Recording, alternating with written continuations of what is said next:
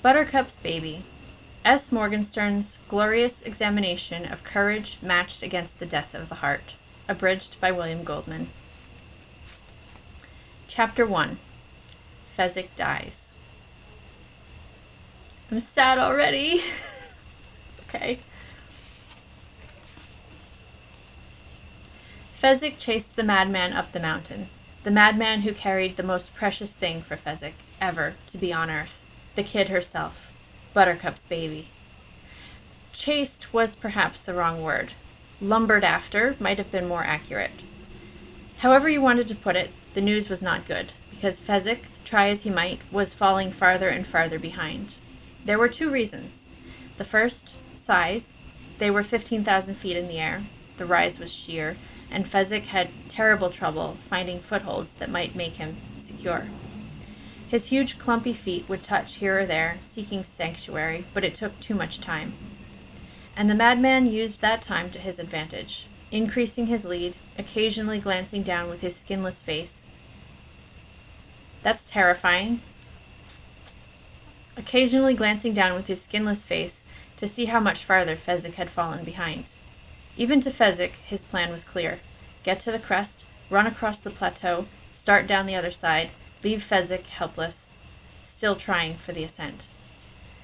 The second reason for Fezzik's lack of success was this: fear.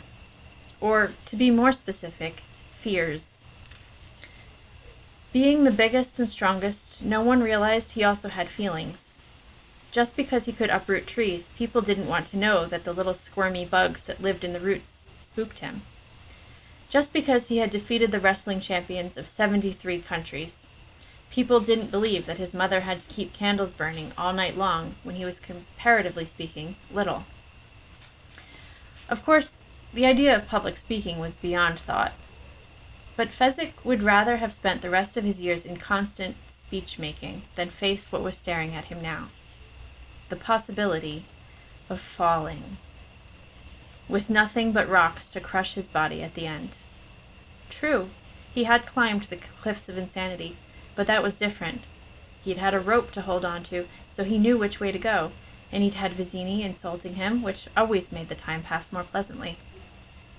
If only the madman possessed some other baggage, Fezzik would have stopped and crept back down to safety. If only it was all the silver in Persia, or a pill that you only took once and you weren't a giant anymore. Easy to stop the chase then.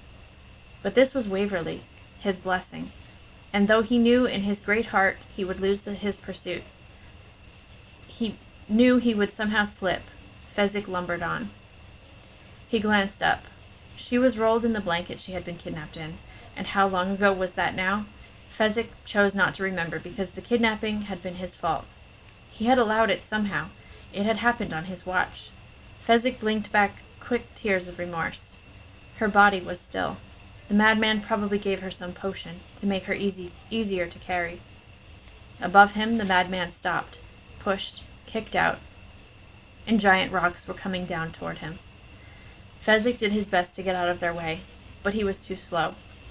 The rocks grazed his feet, knocking them loose from their holds, and now he, Fezzik the Turk, was swinging high in space, holding on by just the strength of a few fingers.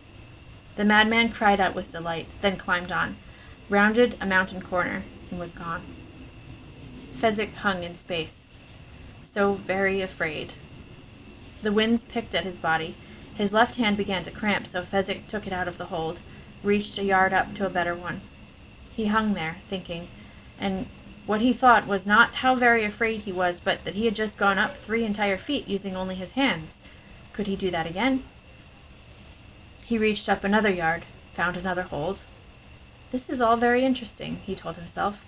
I actually went up without using my feet. I went up faster than before, without using my feet.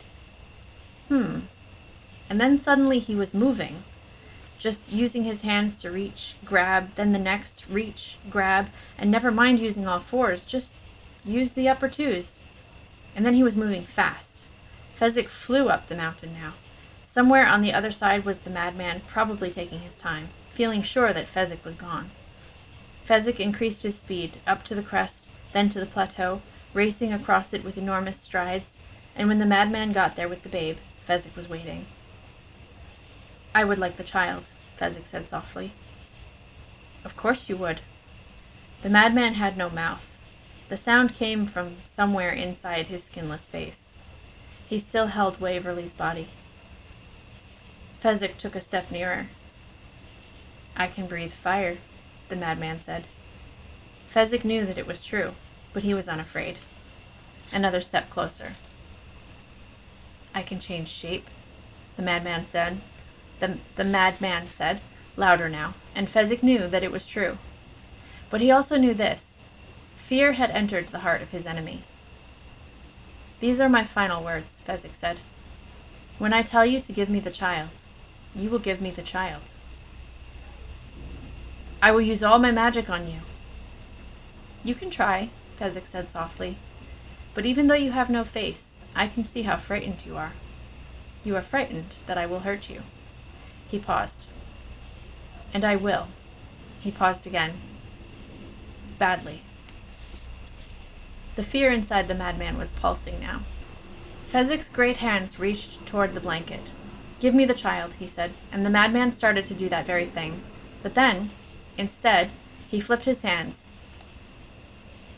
You can hear Andre in Fezzik's lines. Yeah, because this probably would have been written after Andre took that role. I mean, in the book as well, Fezzik had like short, kind of choppy lines, but I definitely feel it has more of like a cadence now that's a little closer to Andre.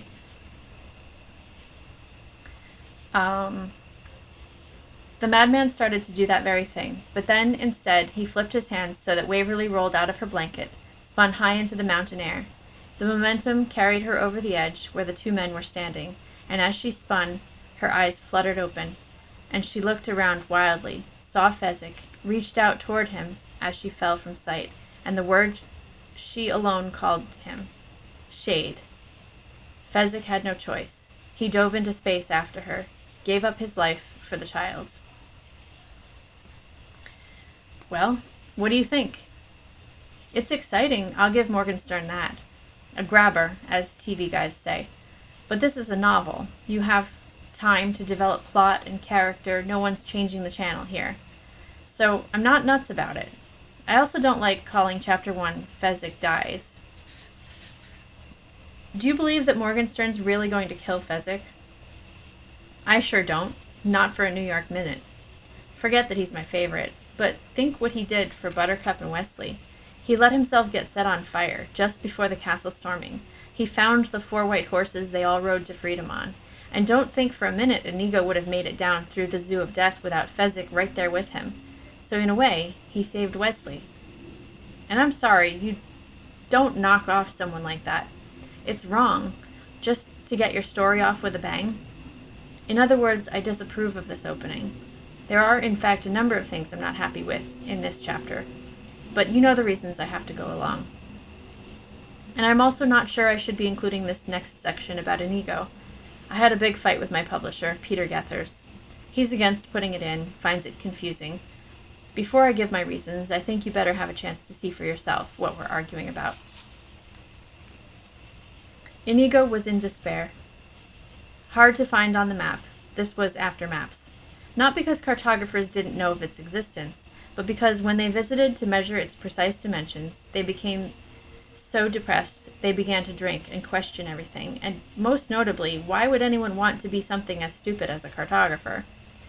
It required constant travel, no one ever knew your name, and most of all, since wars were always changing boundaries, why bother? There grew up then a gentleman's agreement among map makers. There grew up then a gentleman's agreement among map makers. Why can't I say that word? Map makers.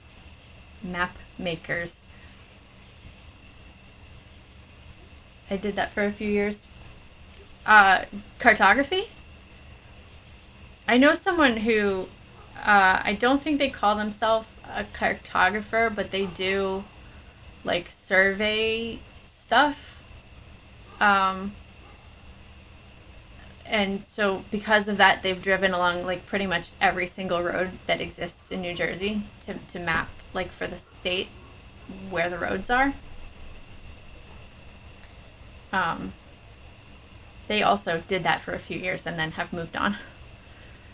All right, let's go back to this tongue twister. Cartographers make maps based on the data surveyors provide. Okay, so it's a step beyond the surveying stuff. Map makers. I can get this. I can get it.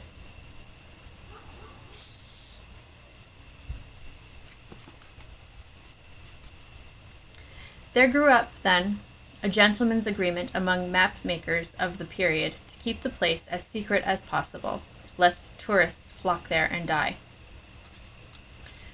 Should you insist on paying a visit, it's closer to the Baltic states than most places.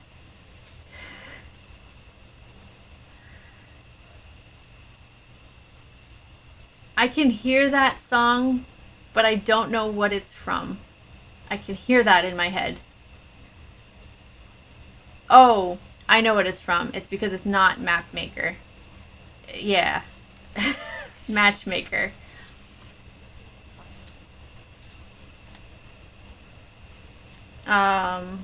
Fiddler on the Roof. Yeah. Should you insist on paying a visit, it's closer to the Baltic states than most places. Everything about despair was depressing. Nothing grew in the ground, and what fell from the skies did not provoke much happy conversation. The entire country was damp and dank, and why the locals all did not flee was not only a good question, it was the only question. Locals talked about nothing else. Why don't we move, husbands would say each day to wives, and wives would answer, God, I don't know, let's. And children would jump and shout, hooray, hooray, we're out of here, but then nothing would happen. Binjaboos live in more hideous conditions, but they don't travel a lot either. There was a certain comfort in knowing that no matter how bad things were, they couldn't get worse. We have endured everything, the locals would tell themselves, whereas if we pick up and go, say, to Paris, we would get gout and be insulted by Parisians all day. Inigo, however, had a warm spot for the place. For it was here, years and years ago, that he had won his first fencing championship. He had arrived shortly before the tournament was to begin, and he had come with a heavy heart, tears always behind his eyes. He could not shake his mood because of what had just happened to him in Italy on his first visit there, a journey he had begun with such hopes. Hi there. Thanks for joining our book club. If you'd like to join the conversation, I would love it if you would leave us a comment. And if you'd like to see more, check out the playlist.